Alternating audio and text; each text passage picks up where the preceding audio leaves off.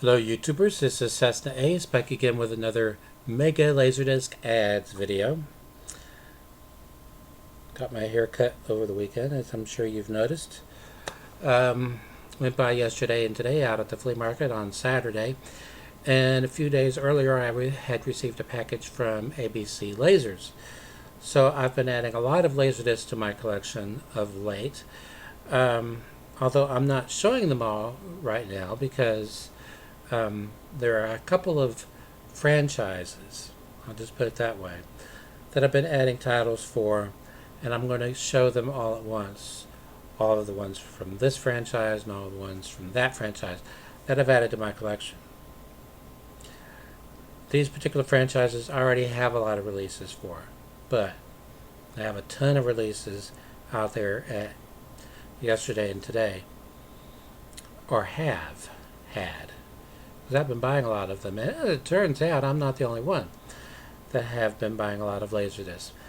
As I mentioned in a previous video, when I went in there last to Yesterday and Today, Bill, the owner, wasn't in there. His parents were in there, and they were running the shop. And his father mentioned that Bill was actively searching for other LaserDisc collections to purchase. And naturally, when I saw Bill Saturday, I asked him about that, and he said, oh yes, definitely, actively looking for LaserDiscs, because I have been buying a lot of LaserDiscs. A guy who, up until this collection, had only been buying a title here, a title there, maybe two here, another one there. He has been buying a lot. And I said, well, he probably was buying so few for the same reason I eventually stopped buying, and that is he's very particular about the quality of the jackets. And he did say, well, he's being very careful about what he buys. And there have also been people who have been coming in who don't even have a LaserDisc player buying LaserDisc here and there. And you might be saying, why would anybody without a LaserDisc player buy a LaserDisc? Because many LaserDiscs have unique jacket artwork. And people who are into several genres, science fiction, fantasy, horror, and especially music-related titles, buy LaserDiscs where the jackets are in pristine condition. They toss the LaserDisc and then they frame the jacket, which is easy to do because they sell these LP, these vinyl LP jacket framing kits. Well, a 12-inch vinyl single, or vinyl LP, or a 12-inch maxi single for that matter, and a LaserDisc have jackets that are the exact same size, so they're easy to frame. Too easy. In any event, he had just bought this LaserDisc just prior to me coming in there, and he had put it aside because he figured, well, I'd be in there on Sunday, and he didn't want somebody buying it that would just frame the jacket and toss the LaserDisc. He wanted to give me an opportunity to buy it because he knew I wouldn't do that. This is a Rolling Stones LaserDisc. This jacket has never been reused, or was never used for anything other than this LaserDisc release and a DVD release. But try framing a DVD case. It was not used on the soundtrack album for this release, which there was one, according to the back anyway, from Optical Records. Anyway, this is Rolling Stones Rock and Roll Circus. Now you can see why somebody would have an interest in framing this if they were into the Rolling Stones. or the Dirty Mac, or the Who, or Yoko Ono, or Taj Mahal, or Jethro Tull, or the Wicked Witch of the West.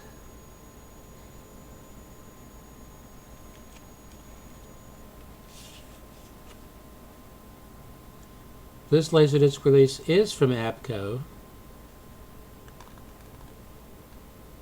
and they produced this film, which runs about 58 minutes actually. So they could have gotten it on one side. I wonder if it's in CAV and I just haven't noticed that it is.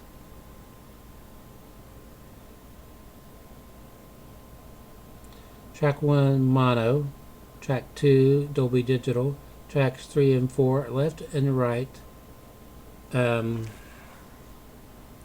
Discrete stereo for best results bypass Dolby. Copyright 1995, ABCO Films. Actually, it says running time 65 minutes. So never mind what I said earlier. ABCO release 1003-1.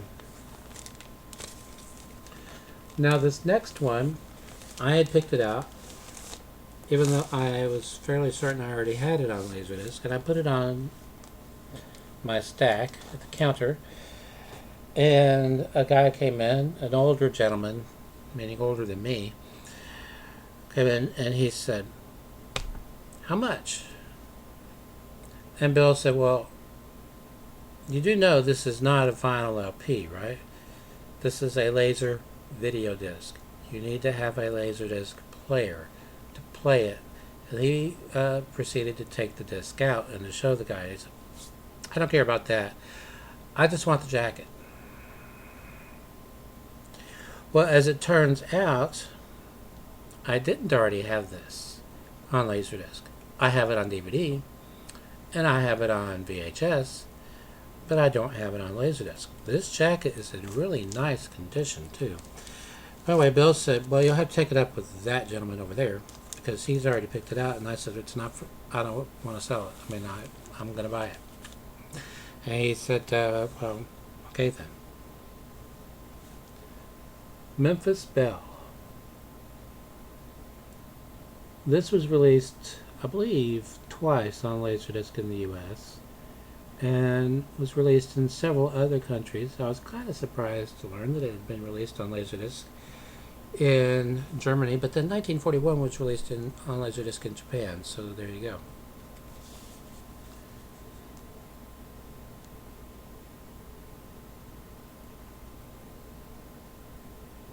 From Warner Home Video.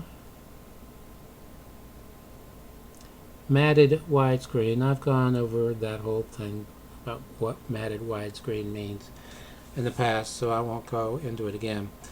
This is Warner Home Video Release 12040. As is the case with most of these, even the spines are immaculate. Absolutely immaculate.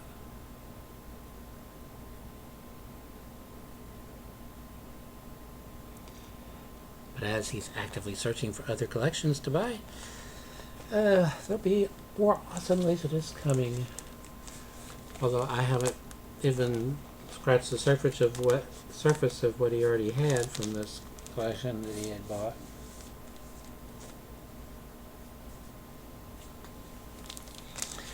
Okay, from the highly regarded Signature Collection from MCA Universal Home Video.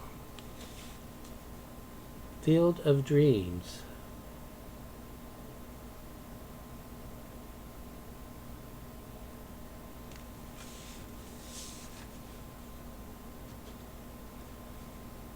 And a beautiful gatefold jacket.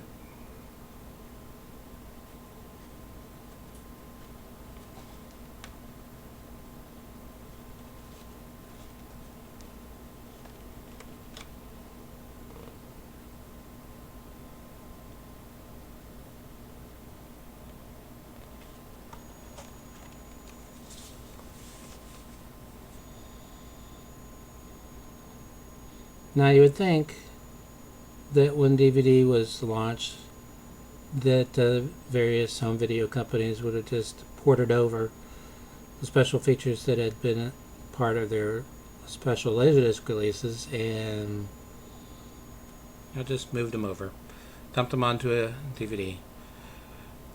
Not necessarily. Some did, many didn't. And even if you come across like this one that has a running commentary track with the director, you might come across the DVD release with a running commentary by the director. It may not be the same running commentary.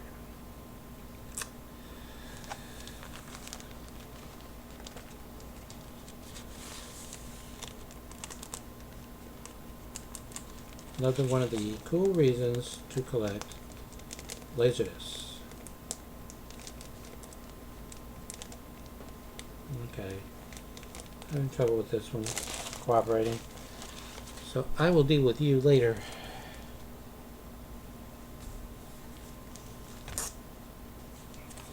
Also from the signature collection, this one doesn't say MCA Universal Home Video, it says Universal Studios Home Video. This is what they adopted when they transitioned to DVD. So this is, I guess, a late release. The Jackal.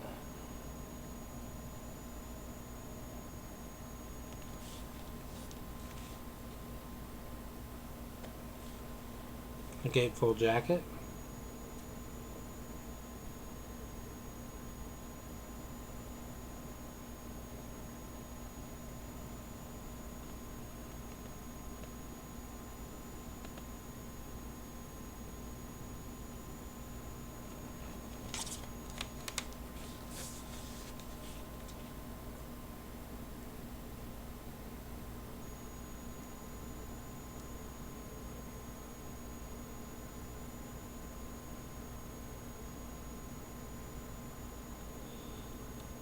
Being a film buff, I immediately noticed that it says Mutual Film Company. It's like, oh, THX Certified Transfer. Because Charlie Chaplin made a lot of films for the Mutual Film Company back in the silent era. And that company disappeared. But this is a Universal Studios release, so me wonders if somebody was trying to rebirth Mutual Films, because in the 80s there were a number of films released by Universal that were co-productions with the then newly formed RKO. One of them being The Best Little Whorehouse in Texas. If you look at the opening credits sequence, it says Universal Pictures presents and RKO presents. Probably the raunchiest movie RKO ever had a hand in.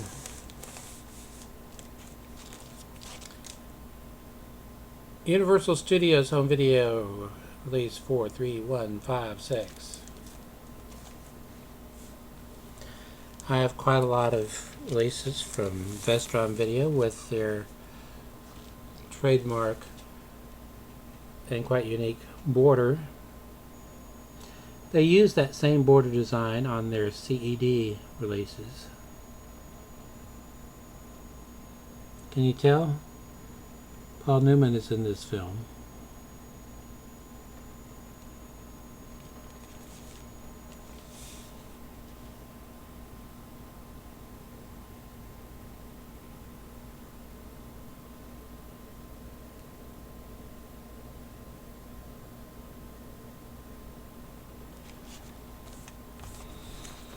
Okay, as I've mentioned ad nauseum,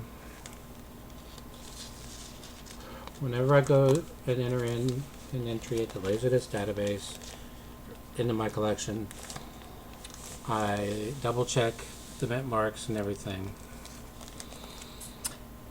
And this would have been a red flag even if I hadn't gotten into the habit of doing that, because The mint marks for this title mentioned at the LaserDisc database indicated that it was manufactured by WEA Manufacturing. In fact, they're a U.S. facility. They had two LaserDisc manufacturing facilities, one in the U.S. and one in Germany. However, I noticed that on my copy of McCabe and Mrs. Miller from Warner Home Video, letterboxed, the jacket says manufactured in USA by Pioneer Video Incorporated, and the labels on the discs do as well. That doesn't necessarily mean they were made by Pioneer, because I have some that said they were made by Pioneer and they were made by WEA, and some that say they were made by WEA and they were made by Pioneer. One hand didn't tell what the other hand what they were doing, or something. But the mint marks from my copy indicated Pioneer Video, USA. So when you're out and about, you might find a copy of this made by WEA, and you might find one made by Pioneer USA. The mint marks, I love these custom Warner Brothers paper sleeves with poly lining. MGM used their own sleeves as well.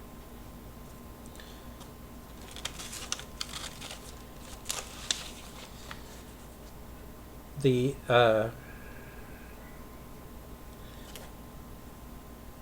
mint mark, for example, on side 3 is 51-921C1-02. 51 is a dead giveaway that's Pioneer. The WEA USA pressing starts with 7Y. Why? I don't know. Because we like you. Sorry, saw too much of the Mickey Mouse Club growing up. Although they didn't say I don't know. But why? Because we like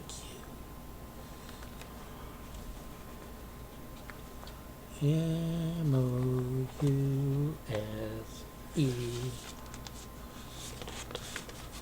Yes, I watched way too much television growing up.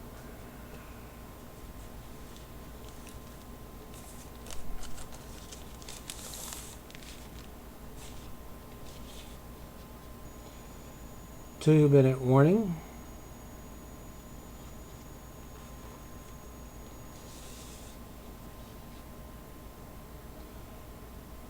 Whoever owned this collection prior to us trying to buy it, me and the other people there who have been going through this collection, like Charlton Heston, because I've been buying a lot of Charlton Heston LaserDiscs that were part of this collection.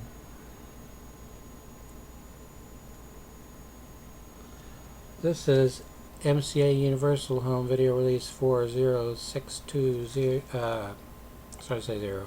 40622. It's really cool that he's buying LaserDiscs from other collections, because that means a lot more titles to choose from in the future. Of course, he had just bought that Rolling Stones LaserDisc the day I went in there. Okay, got this from ABC Lasers. Battle Cry.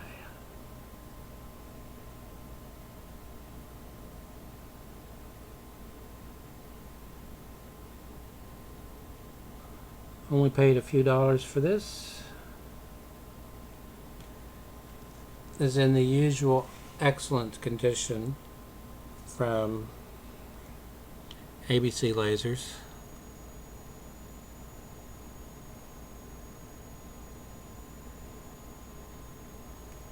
Just a few minor problems.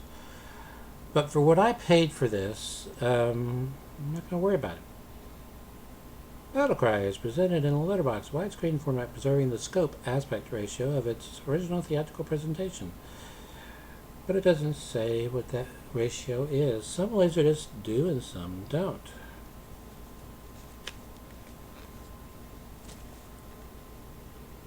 Three sides from Warner Home Video. No gatefold jacket. Release 11153.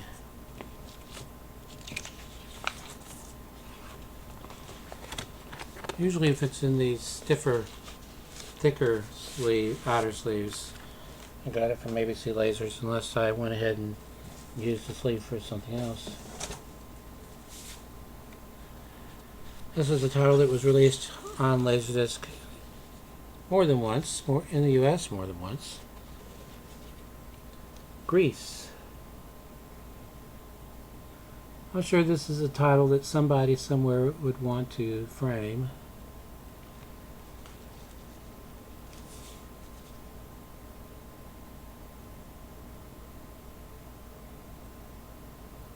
I think I paid about $2 or $3 for this one. This is the earlier release. I believe there was a later release that had AC3 Dolby Digital, but I might be thinking of a different title. So don't go by me.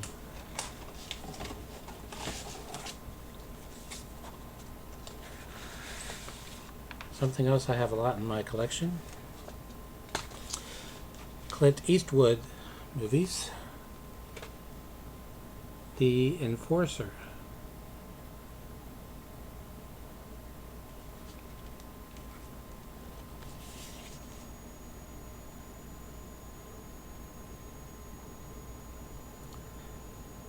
From Warner Home Video. Release 11082.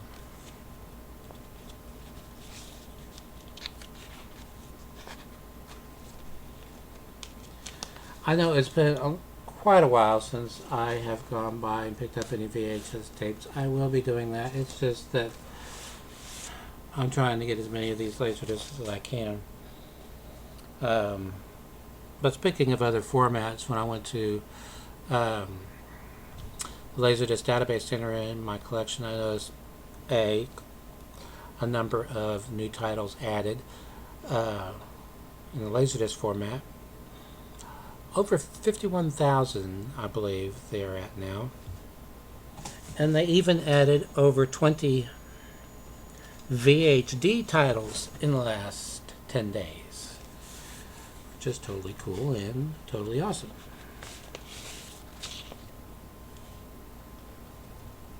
Stalag 17. The sitcom Hogan's Heroes was loosely based on this film. There is a Sergeant Schultz in this.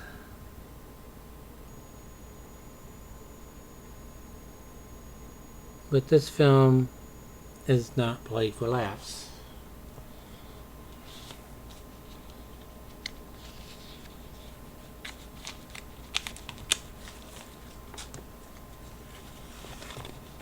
Paramount Home Video release LV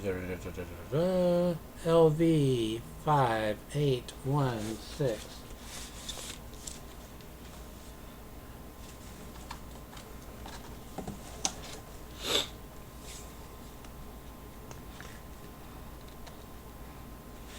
Our film critic Roger Ebert has a whole list of rules, guidelines, whatever, that films that feature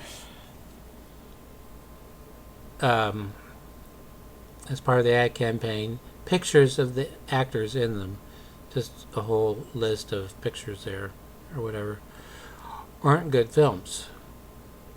But in the case of this film, I would disagree. This is a good film. A Bridge Too Far, directed by none other than Richard Attenborough. I have this one on DVD.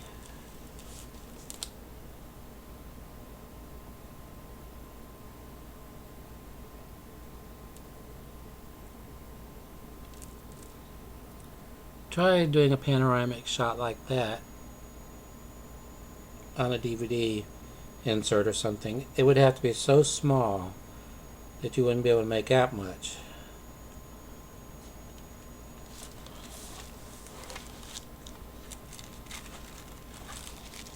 All-star cast.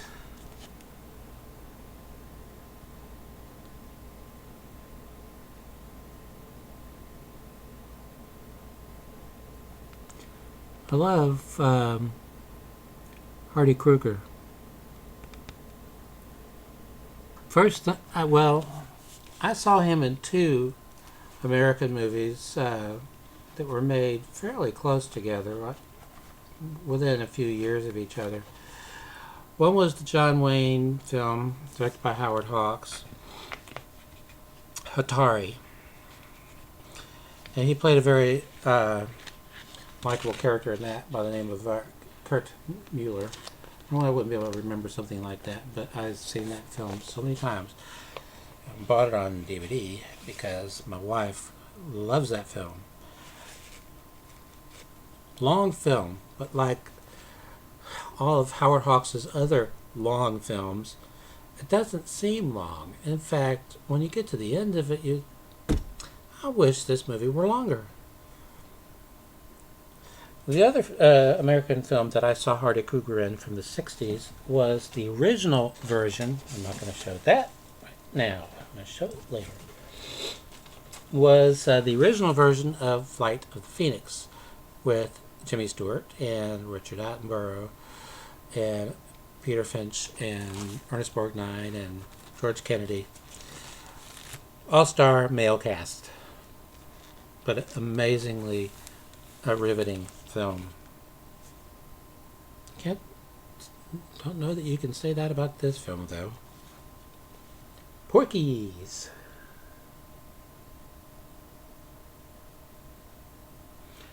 Immortalized in one of Weird Al Yankovic's songs about cable TV. You'd seen Porky's 47 times that week, or however the lyric goes.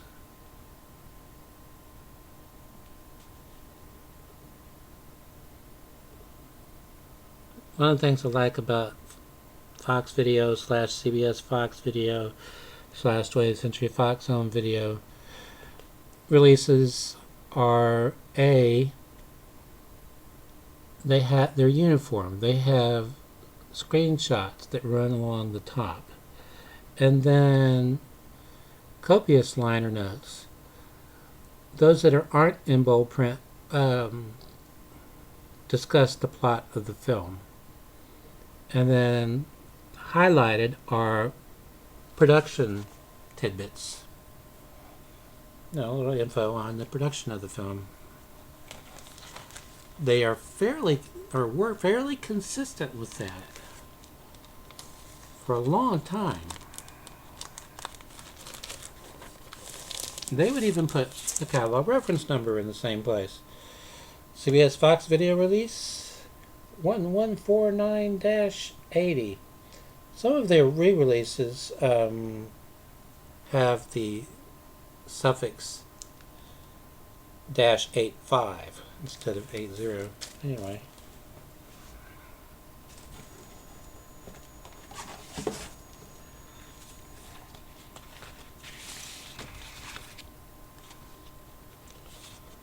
Pulling G's.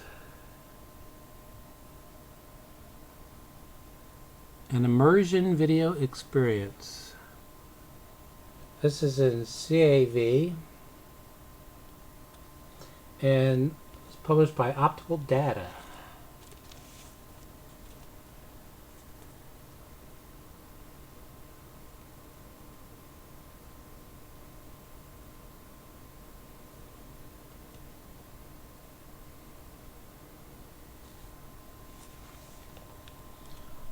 Optical data release IVE1.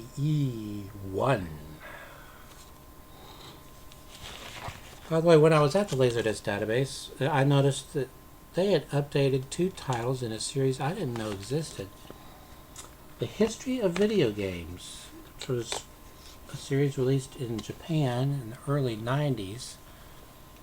3 volumes, if I remember correctly. One was on Bandai, one was on Taito, the other one Capcom. Doesn't mean that there wasn't a volume 4 or a volume 5. One thing I've learned about the LaserDisc database is no matter how many titles are listed, more get added. Bill Murray and Quick Change.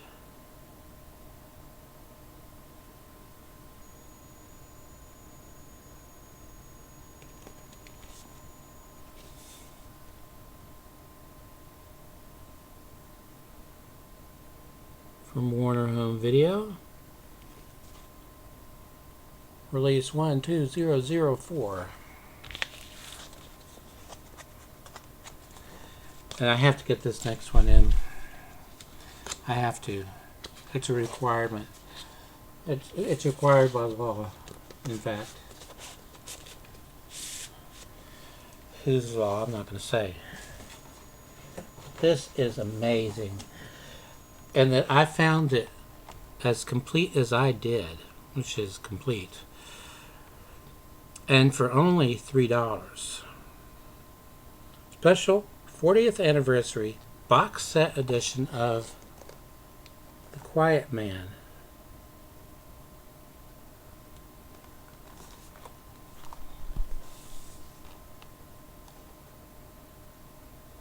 I don't know if you can tell or hear all of the contents inside sliding about.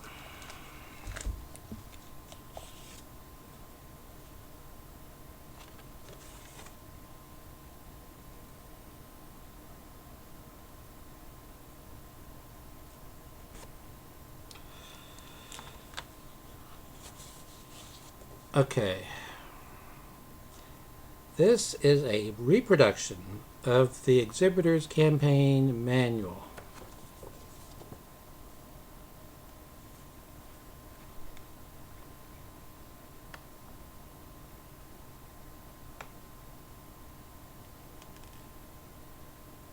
Really, really cool stuff, I must tell you. In fact, I did tell you.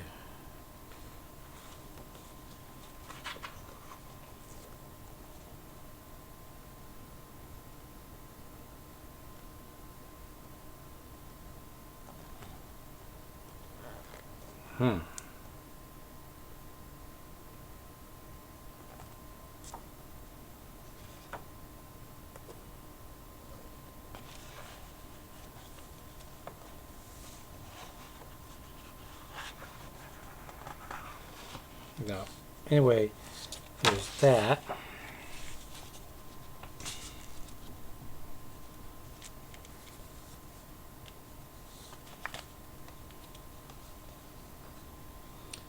A reproduction Quiet Man lobby card.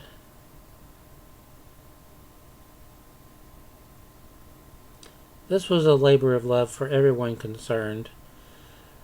This was a rarity for Hollywood back then, and a real rarity for Republic. This was shot extensively on location in Ireland. And another extravagance that Republic generally didn't go in for was that it was shot in Technicolor.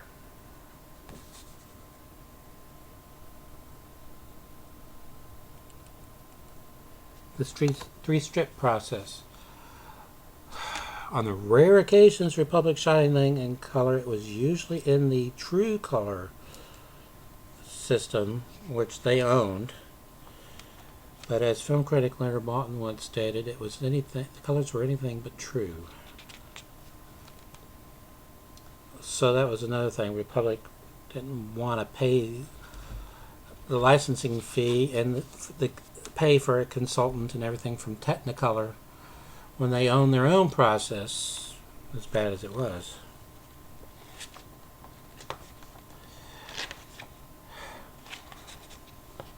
Republic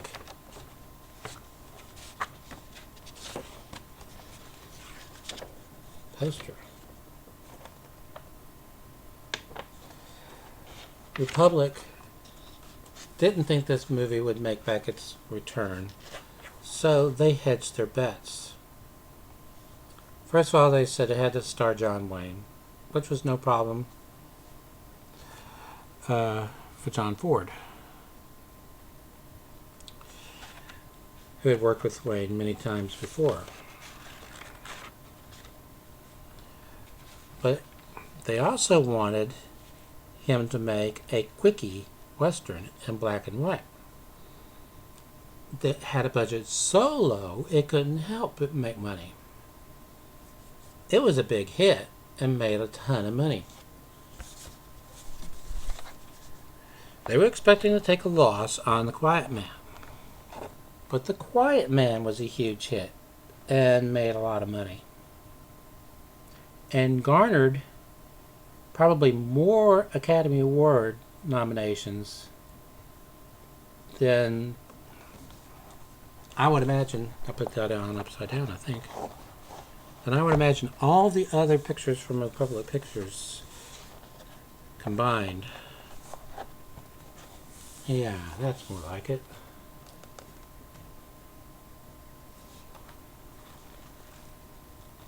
Now, this is another movie my wife really loves.